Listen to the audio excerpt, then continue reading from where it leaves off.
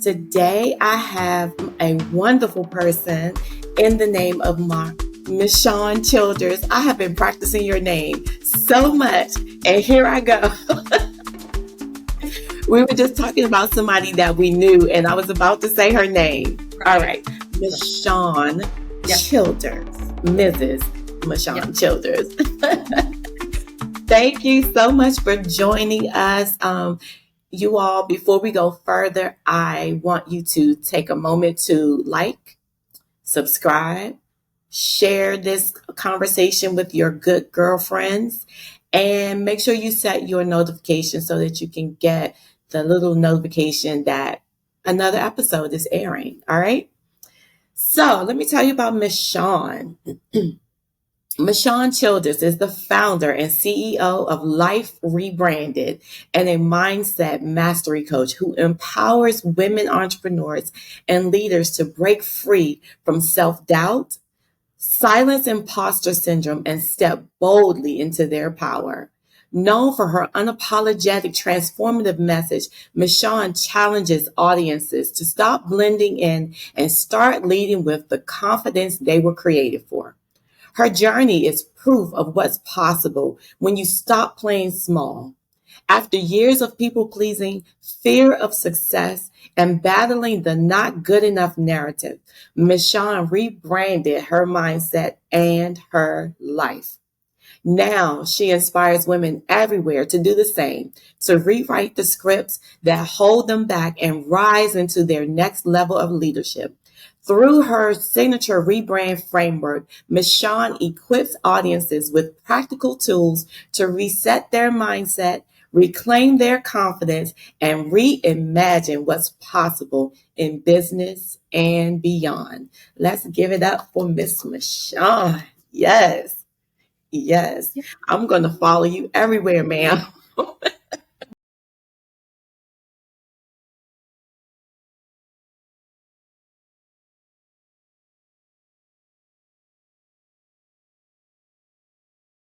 All right, so Mishawn, we had to take a pause for a second just to get some technical things in place, and now we are back.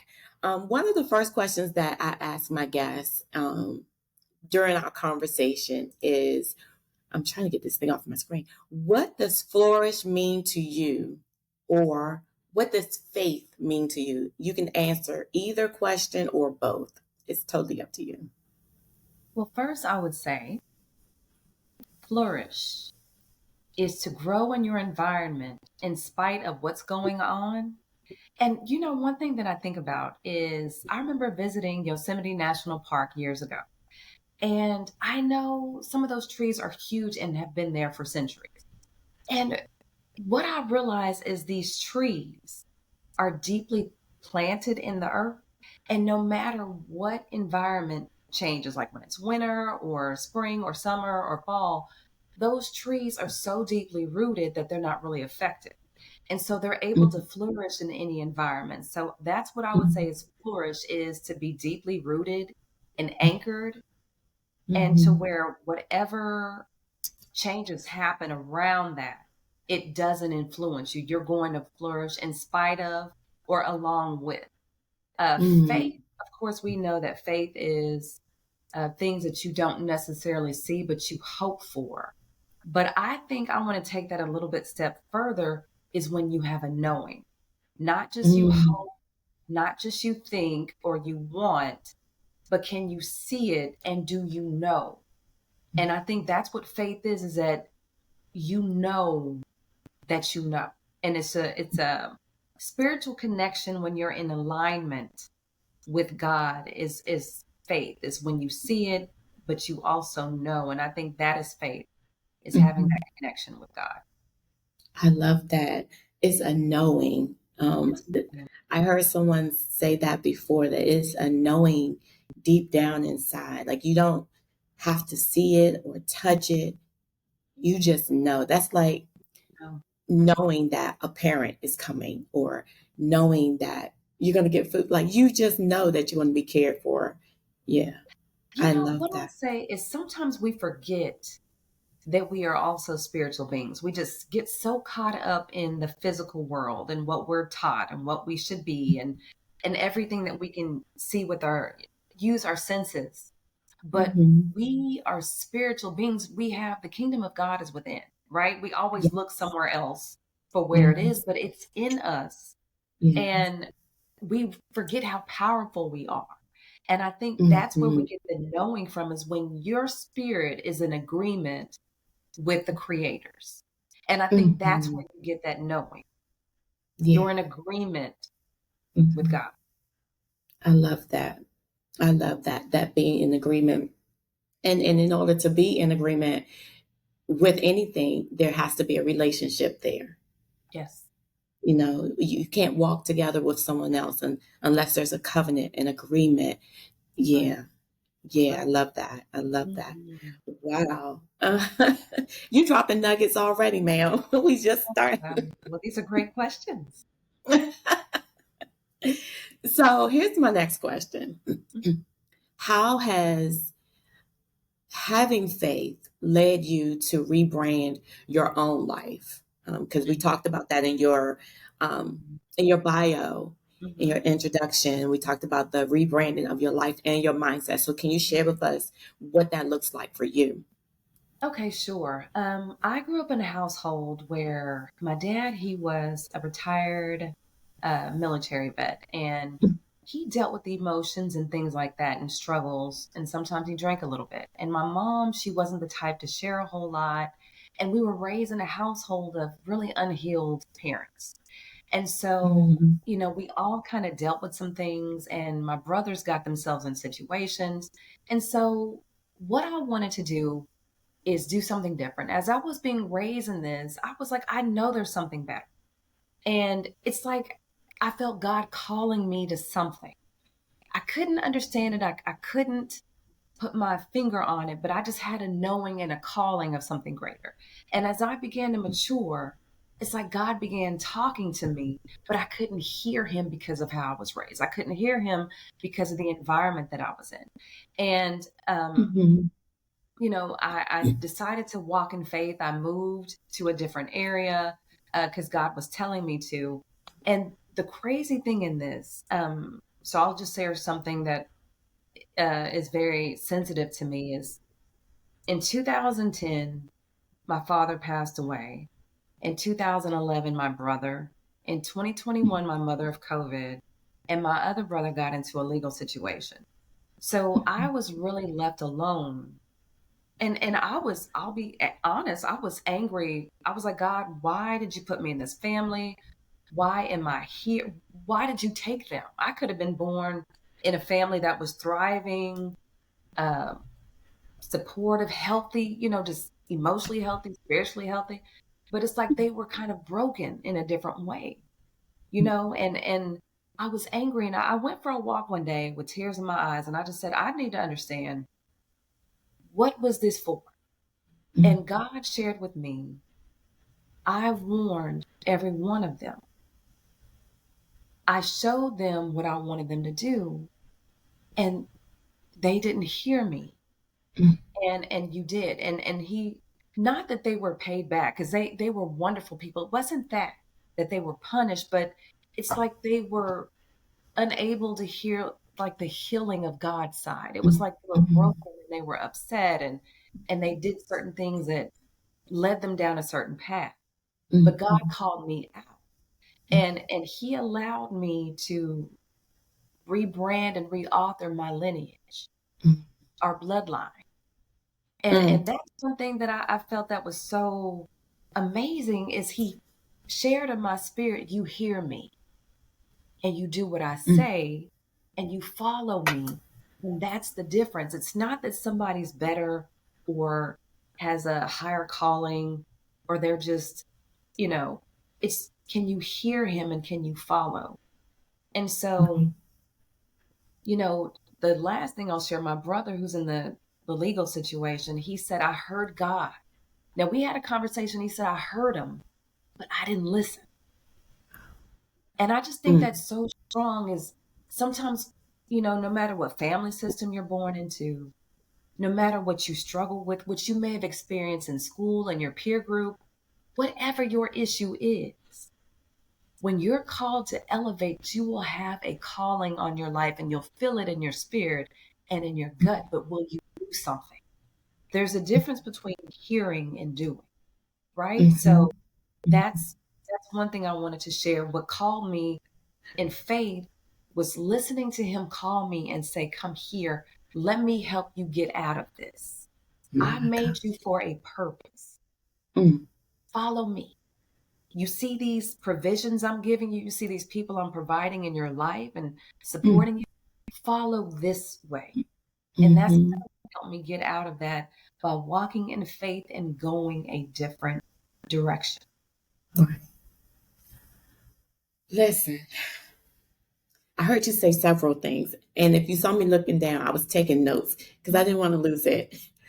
But one of the things that I gathered from what you said was that your environment can be a distraction Mm, from hearing mm, God and following Him.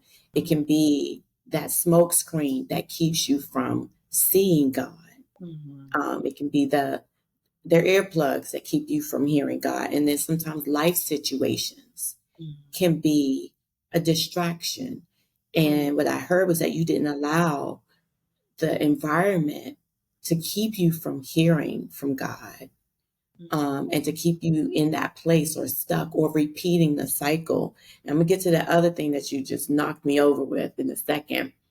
Then the other question, the thing that you asked God, what was this for?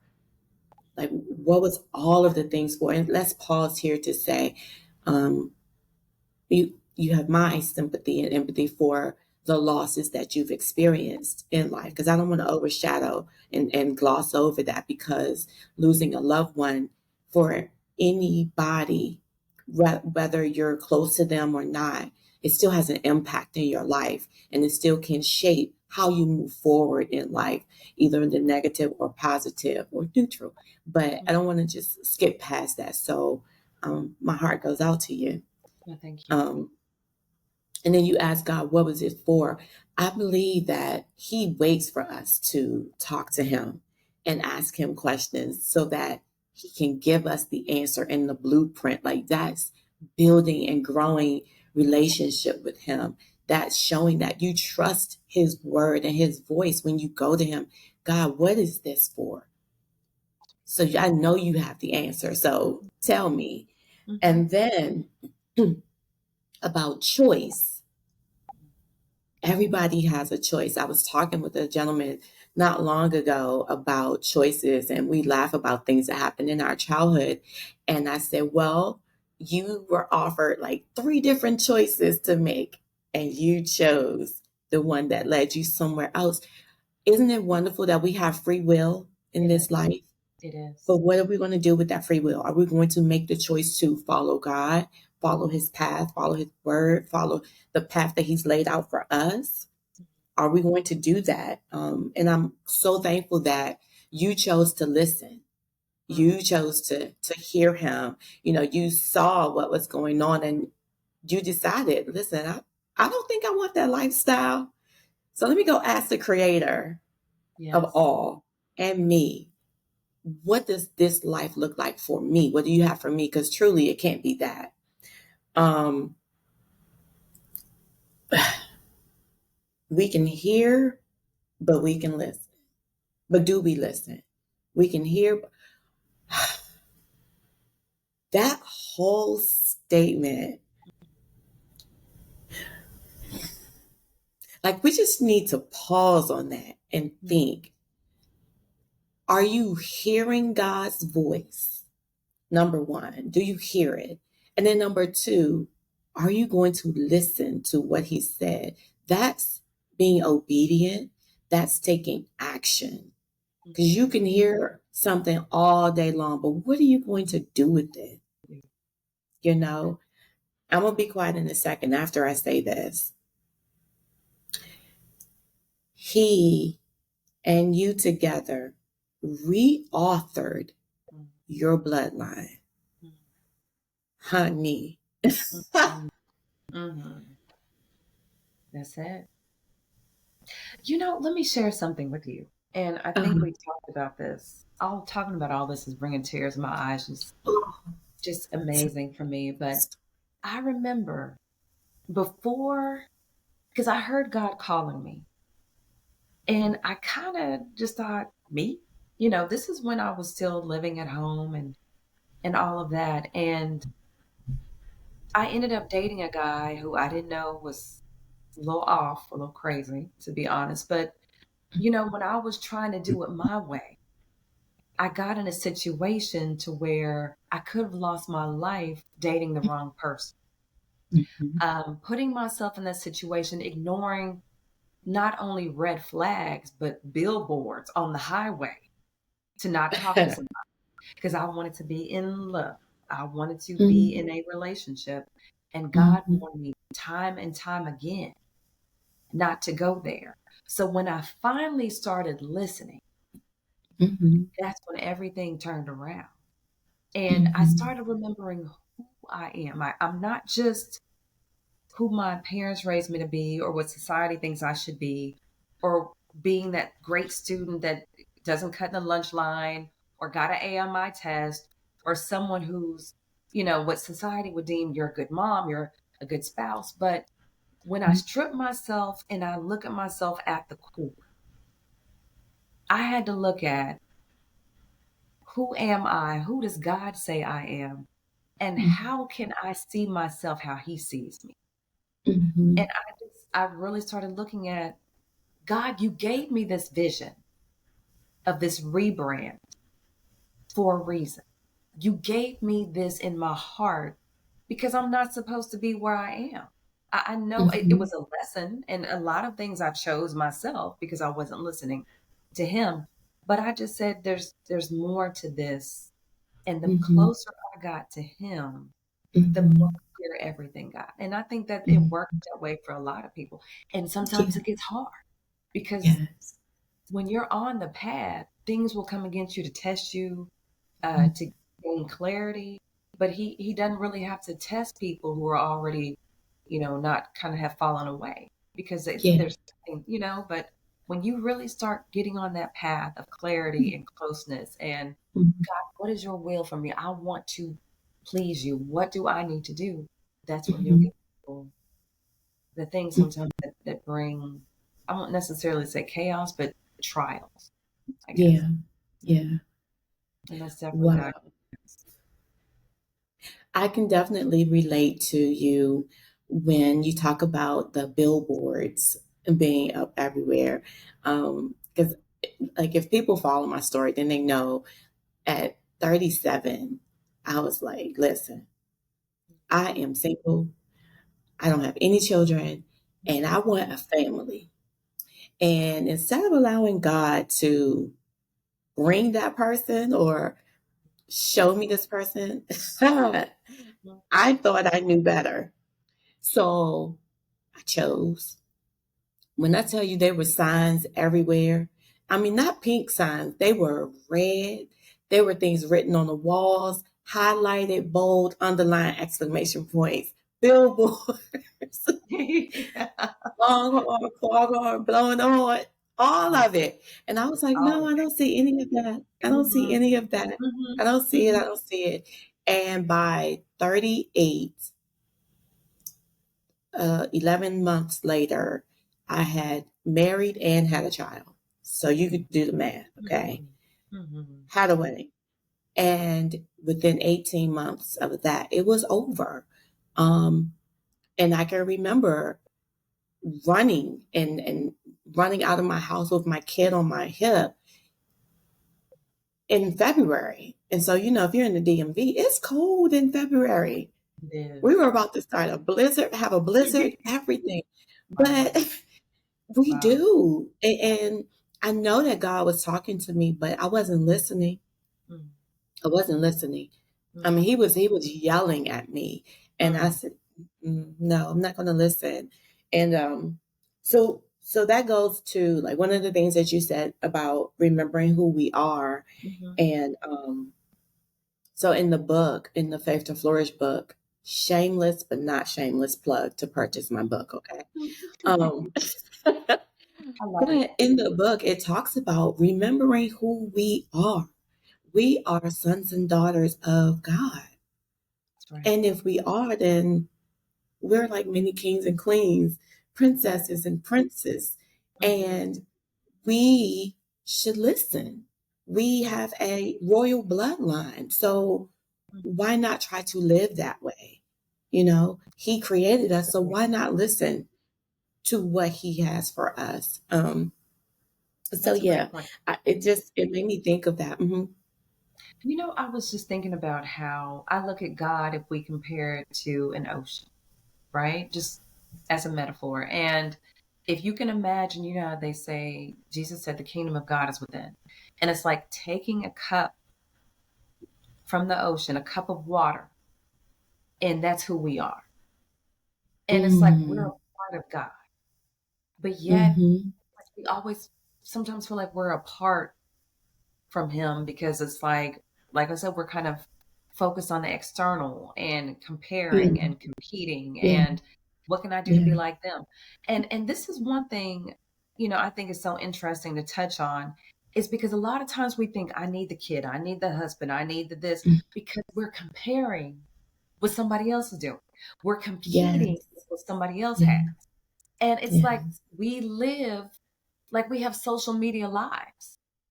We have, You're right. right? It's like we're competing with somebody's highlight reel. Like I need to hurry up Mm-hmm, and get that. I need to, and it's like we're not even in tune with God's timing. We're trying to mm-hmm, get ahead of Him mm-hmm, that we mm-hmm. don't even hear Him because His time may be 6 months from now, Yeah, but you are looking at like, no, it's been 2 weeks and I want this yes, now. And you right get now. a counterfeit and you call it a blessing and it's a counterfeit.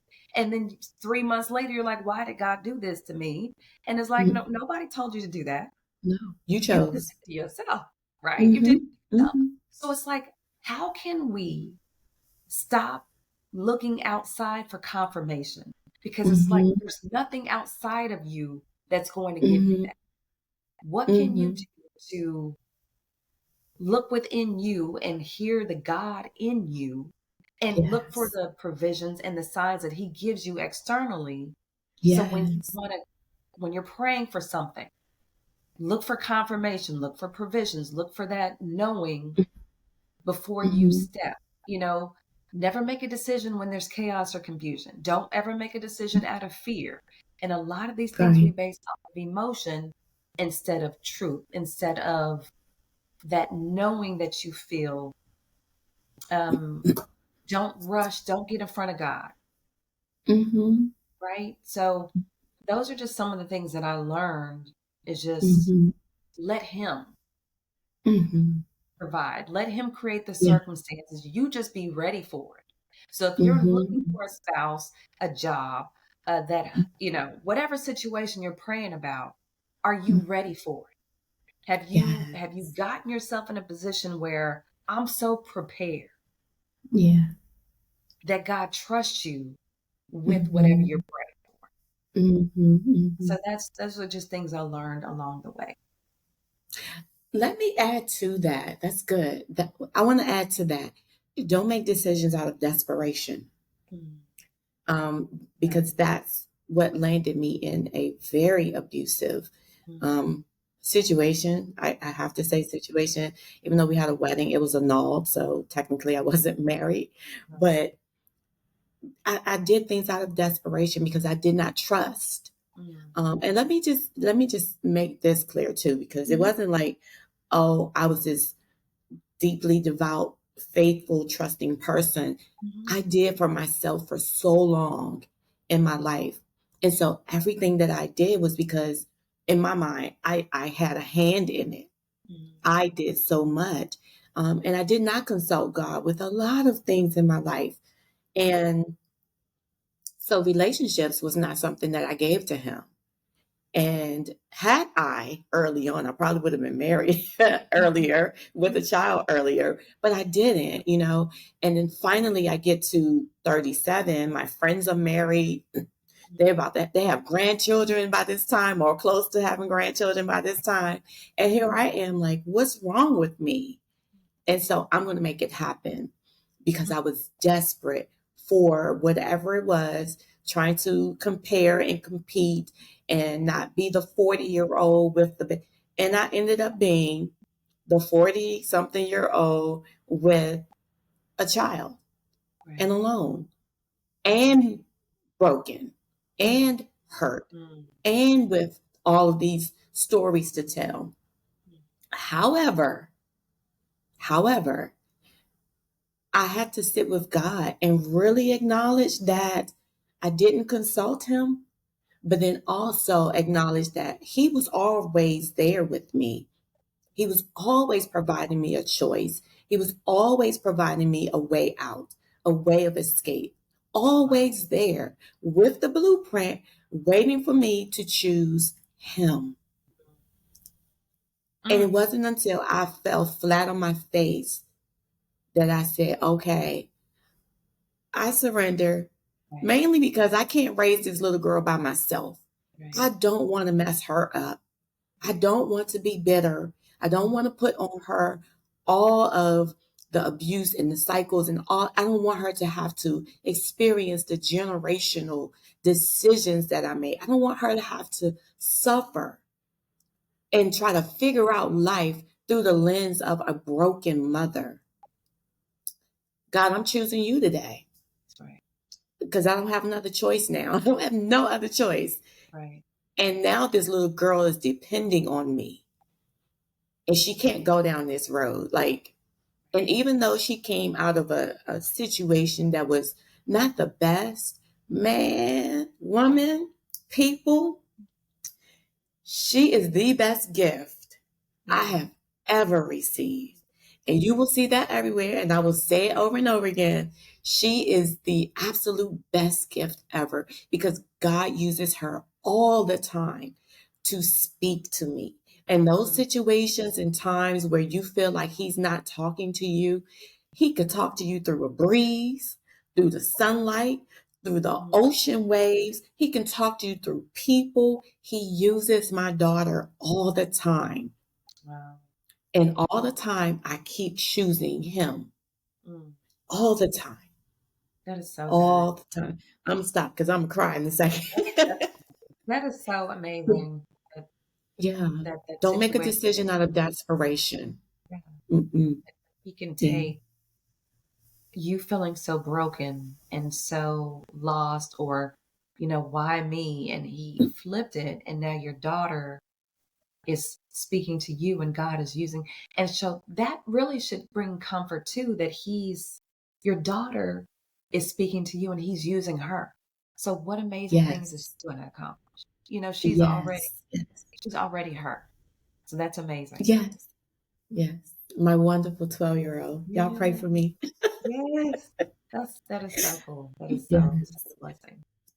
That leads us to one of the other things we were talking about during the pre-show conversation. You talked about an awakening, and that really stuck with me because I say acknowledgement and my time of just sitting, looking out the window, talking to God after. But what does this awakening look like? Because for me, it feels like I was in a deep sleep. That's what I think about. I was in this really deep sleep, just existing. And then one day, that breath that God breathes on you and in you, it felt different. And then you wake up. But what does it look like when you talk about this awakening? It is like looking at life with a new set of eyes. It's when you finally look at yourself as the healed version of you. Yeah. So, one thing I can say is when I dealt with the situations with my family, I did go to counseling, I did go to therapy, I worked on me. And when I finally started saying, this is who I am, God, this is who I've been hiding. This is who I've been pretending. I've been listening to all these other people tell me who I need to be, from teachers to society, from positions at work to friends. And I'm like, I can just be me and I can be bold and confident and I have a message to share. Or I can Yes. truly be authentic and it's okay. So the awakening to me was that real me waking up and saying, I'm here. I don't need to compete and compare. And that's what I started realizing, whether subconsciously or consciously, I did feel like, for example, oh, this is working for them. I'm going to go do the same thing. But then when I would say it, it didn't even sound like me. It didn't look like me. And I was doing everything I could to be like them. And it's like, well, wait a second. Yes. And I think, I don't know if I spoke with you about this when we talked about this. Our DNA is unique. Our fingerprints are unique. Everything about us, there has never been, is not, and will never be another us. Why are we so busy being somebody else? I mean, there's flowers are not competing. You don't see a rose competing with a sunflower. You don't say you see a lion. Am I really a lion? I don't know if I should be a bear. Like, but we're the only ones. We have such Yeah. intellectual ability, and we're the only ones that are comparing. You don't see a Mm-hmm. leaf on a tree saying, you look like you're more of a leaf than I am. I don't know if I should keep blooming. Like, what? So the awakening is like, you are you are the extension of God's creation. And can't nobody tell me otherwise about me or anybody else on this earth. Anything else on this earth. Everything that we can see with our eyes, taste, touch, whatever. It is just an extension of God. And when you Mm-hmm. live every day, I am an extension of God. I Mm-hmm. am I'm a leaf on that tree. I Mm-hmm. am uh, a rose in the garden of his garden. And you won't see yourself so separate. So when you mistreat yourself, you're mistreating God. When you Mm-hmm. have doubt, you're doubting God. And Mm-hmm. what I'm not saying I'm God or you're God, but we're an extension. The Bible tells us we are an extension. The kingdom of God is Yeah. in you. So when Yeah. you mistreat yourself, when Mm-hmm. you mistreat someone else, and I'm not Mm-hmm. just saying overtly, but even in your spirit, you're doing it Yeah. to God because you are Yeah. part of Him. Yeah. So that's the awakening. There is Mm-hmm. no separation. Mm-hmm. And when you realize who you are, Mm-hmm. whose you are, and Mm-hmm. how you are connected, then you'll be like, what is my purpose? Mm-hmm. I use my purpose to help other Mm-hmm. people. Mm-hmm. And you will not ever doubt or feel like you are an imposter or feel like Right. you're not good enough. Because when you think that, you might as well point to God and say you created a failure. Because you Yes. really telling him his creation ain't Mm. is not worth anything, and that's a lie. Mm. So that is what it is. An awakening is knowing. I know there's a famous proverb from Africa and Egypt. Know thyself. Know Mm. yourself. Because when you know yourself, you will learn about God too. And when you study God's word, it teaches you about you. It teaches you It about does. other people. Everything is Mm-hmm. interconnected. So that is the Mm-hmm. awakening. Everything is interconnected. And your Mm-hmm. connection to yourself is your connection to God, but God is also connected to you. So when you shame Mm. yourself, you're shaming God. It's all the same. It's all the same. So what can you do? And I'm sorry, I went on a tangent because I was like, I know this. It's so important. It's so important. I remember Les Brown said, the graveyard is full of dreams. It's full Yes. of books and doctors and lawyers uh, Mm. who could have solved pandemics or diseases. It's full of all types of people. And it's like, Mm-hmm. what are you going to do to hear him? You are connected. He has a purpose for you. You may be the one to bring forth that vision that he only gave you. You have an assignment. So, what can you do in your awakening to step in Right. that without fear, without doubt, and say, God planted me in this. I'm going to be as fruitful as I can. I don't care who thinks what. I'm not competing. I'm not comparing, because you ain't me and I ain't you. What can That's I it. do where I am to do what he's called me to do? Because that is my assignment. Ooh, we are an extension of God. Yes. And when we disrespect ourselves, we disrespect God. That's When it. we honor who we are, we Mhm. honor God That's and it. his creation. Mhm. My goodness. My goodness.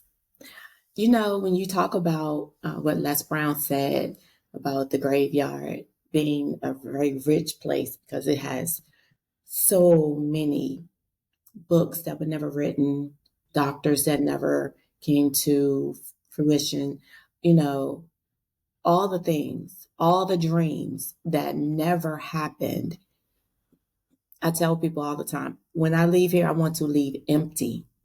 That's it. Like, I don't want one gift, Mhm. purpose, idea that he's given me to go into the grave or wherever with me. I Mhm. want to leave it here. Like, I want to be able to say, I took everything he gave me and I put it out there, whether it landed the way I wanted it to land or not. That's right.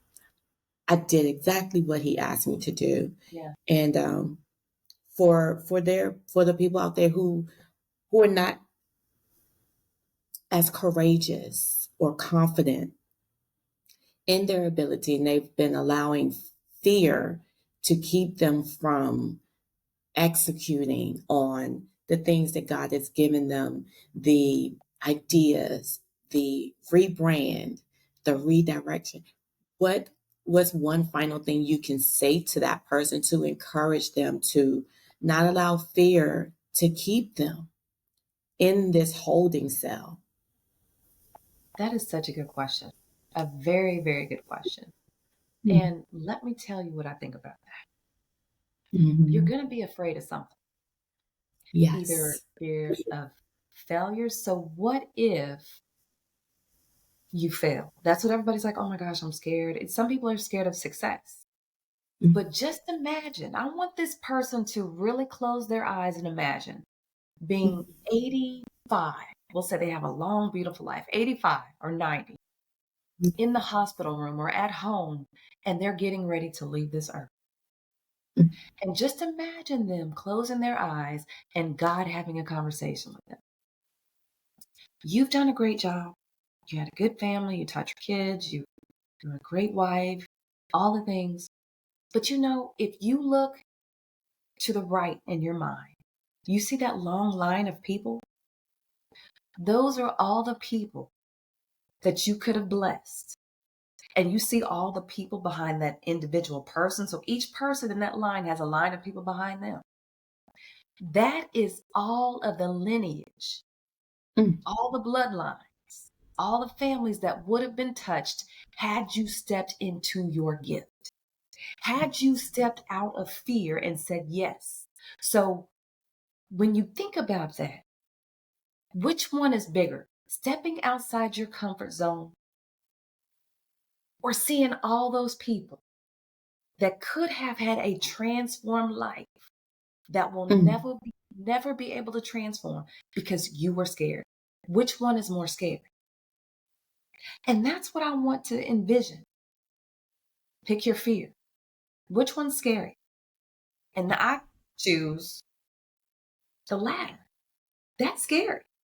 All those people who could have been had a breakthrough lives, changed lives, but you were Mm-hmm. too scared to break through and have a breakthrough for yourself. Wow. Ooh.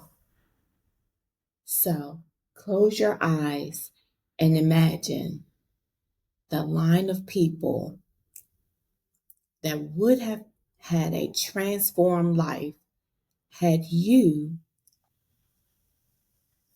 moved beyond the fear of today Hmm. and just did the one thing The one thing. that he told you to do. Mhm. My goodness. Everything is scary. Everything is scary. I have Pick your nothing fear. else. Pick your fear. Hmm. Pick your fear. Yeah, Because pick your fear. it's time. The world right now is, a lot of people Hmm. feel very fearful. A lot of things are going on. People are like, what's going on in this world? Why is it like this? Hmm. This is, and it's so polarizing. This person against that Hmm. person, this group against that group. Hmm. But you know what? Where are the people who are like bridging the gap, saying, Right. lean on me? I don't Yeah. like this or that. Well, maybe you're the one who's supposed to bring the solution to this and that. Hmm. Don't be Hmm. bothered by it. Be transformed, because you may be the one bringing the solution to the this. And if My we allow goodness. ourselves, the things that bother you, the things that you can't shake, maybe that's your purpose. Maybe that's something Hmm. that you need to get involved in.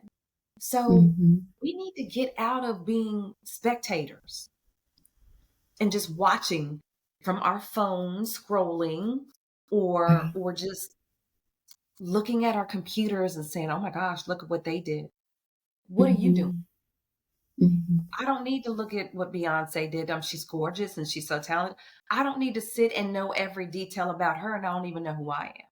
I'm watching her Hmm. live her purpose, but I'm on the couch eating potato chips saying, look how she's there. What am I doing? What are Right. you doing? And that's what we need to question. All these celebrities, beautiful, amazing. People who are on Right. social media that become viral or stuff. Okay, that's good, but what are you doing? In the end, Right. what does that benefit you, and how is that benefiting God with you sitting on the sidelines, being a spectator, excuse me, being a spectator to all these issues, and you're just Hmm. watching when you need to get in the game, make a Getting difference, it. and use your Hmm. purpose and your gifts. We all have unique gifts to give. Yes.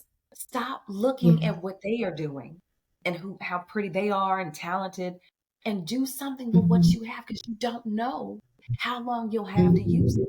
Hmm. So do something. Hmm. Do something. I love that. And the last thing I'll say about that is, we think that we have to have these big platforms and this broad reach to make a difference in someone's life or make an impact in the world, and you really don't. It starts with right with you, your family, your community. The community stretches. Like, there's a coach, very well known coach, Mhm. and so when I was going through her program, she would always end and say to us, she's trying to change her little corner of the world. That's good. That's so And good. your world looks different, but Mhm. how can you impact and change your corner? That's all you need to be concerned about. Allow God to do all the rest of it. Because when you touch this one person, Mhm. that one person is going to touch the next person in that long line That's it. that you don't want to have sitting there waiting on you. That is so That's your true. corner of the world. Yeah. That's so good. What I will add to that, this last thing, is make Mhm. sure that you're healed to do it. Yes. Because a lot of people will take the unhealed version, the hurt, the anger part of them, and then they'll think, oh, I'm going to go do Mhm. this and I'm going to go. And then I knew she's going to do that. I'm done. And then the Yeah. part of any resistance or anything negative that happens, they're ready to flip because they haven't healed a part Yeah. of them. So as Yeah. you are going out there and healing and helping the world in your corner, make sure that Mhm. you are right first. Make sure that Yeah. you have a healed mindset, that you've allowed God to get rid, or you're working on getting rid of those negative things that may be anchoring you or holding you back, so that Mhm. you can be Mhm. freed up to Yeah. go help other people. Because if you're hurt and you're unhealed, it's just going to kind of bleed out whether you want to or not. So Yeah. make sure Yeah. that you work on you, because that's so important. And sometimes we overlook that. People could be just Mhm. tore up trying to, I'm gonna go do Yes. this, I'm gonna run around, and we think being busy is being productive and just giving when they have nothing to give. So don't, just make Right. sure that you give to you first. You heal yourself to be the best version Mhm. of you, and you give from your Mhm. excess. Yes. Yeah, I don't want to give from my cup. You're going to get from the excess Amen. of that. That, Whatever is in that saucer, that overflow, that's what I'm giving from. that's it. That is so That's what good. I'm giving. Yes. This this has been a wonderful, wonderful conversation with you. I really appreciate everything that you shared today, from being deeply rooted and anchored, knowing what your faith is, in spite of anything that you're going through, having a knowing. Yes. Like flourishing was being deeply rooted in anchor, but having a knowing is your faith. And when you talked about, um, the distractions in life, and then making sure that you are listening to God, not just hearing Him talk, and choosing Him and His way so that you can have a better life for yourself and you can rebrand and restructure and redirect your life. All of those are just beautiful. Um, Remembering who we are, because we are direct extensions of God, and honoring who we are, honoring what He's given us to do. You hear that motorcycle? Yeah. Honoring, what He's given us to do, our purpose and in the plans for our lives. I believe He delights in that. Now the Bible says He delights in the plans of us. And I know I butchered that scripture, but it's in there. It's in the word. He delights His way. He delights in our plans. I'm gonna leave it like that. Um, One of the questions was how can I see myself as He does? And you can ask yourself that question over and over again. How do you see me, God? Help me to see me the way you see me. Because right now I see myself as damaged. I see myself maybe as a failure. I see myself as not good enough. But how does He say I am? Oh, let's go back. But if you say that we are an extension of Him, we would never say to Him that He's not good enough, that He's a failure. We would never say those things to God, you know? And I love all of what you've shared with us today. I think the one thing that's going to stick with me for a very long time is the reauthoring of your bloodline. That is just going to, I might have to put that on a wall or a sticky somewhere to continually reauthor the bloodline. Um, Knowing that we have the choice to change, Yes. knowing that we don't have to repeat cycles, knowing that we don't have to repeat behaviors and lifestyles. We can choose something different and have faith that God is going to lead us to that desired end, that desired goal. You know, just Yes. this has been amazing. This has I been really enjoyed amazing. this. I really did. Thank you Thank for you so today. much for sharing with us. Before I let you go, first tell us what you have, like what kind of programs you have, how people can get in touch with you and stay connected to you, please. Sure. I have a website that they can go to, MishawnChilders.com. And Mhm. I'm also going to be having a webinar. I'll be having that probably the second week in September. But I have Okay. a 4-week program that I can work with people as far as coaching. Um, and I have a 6-week program and I have a 2-hour discovery session. So I really like helping people um, change their mindsets, knowing that God is with them. They are uh, amazing. Everybody's amazing. And it's like what we've done is we forgot about that. So I help people point back to them and say, let's Right. look at this different. So that's where I have the Mhm. discovery session. And I'm going to be doing a free discovery session with anyone who's interested. They could go to my website until September 8th. I'll be doing free discovery sessions. So I also just wanted to again say thank you so much for having me today. It's time that we all use our gifts. It's time to get out from the shadows of doubt and fear and not being good enough. And that's really where this comes from. It's not about what am I going to give? It's like, what can I give to you to help you step into who you're really called to be? We're done with this being led externally and not feeling good enough, because that's a lie. We got to step into the truth. It's time to rebrand, re-author, and just do something different.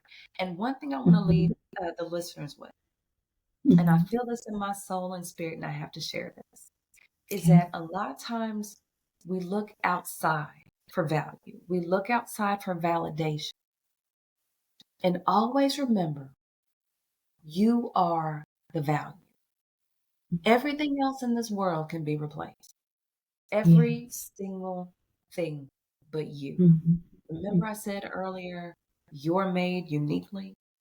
And if you walk around, not my car, not my shoes, not my house, not my job, I'm the one who brings the value to all of that.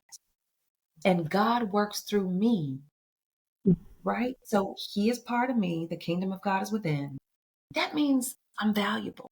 Just being born, just existing, you're valuable. I don't care what man says. They created all the stuff that tells you otherwise.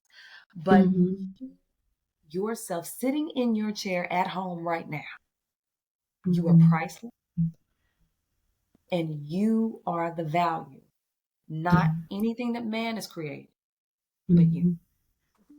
I love this. We are valuable, and we're going to end it right there. Thank you so much, Mishawn, for being with us today. I appreciate you, care about you. May God continue to bless you. All right, everybody. Join me next time on another episode of Faith to Flourish, where I'm going to bring you some more impactful, empowering women to speak into your life and to help you move forward in your faith. Be blessed.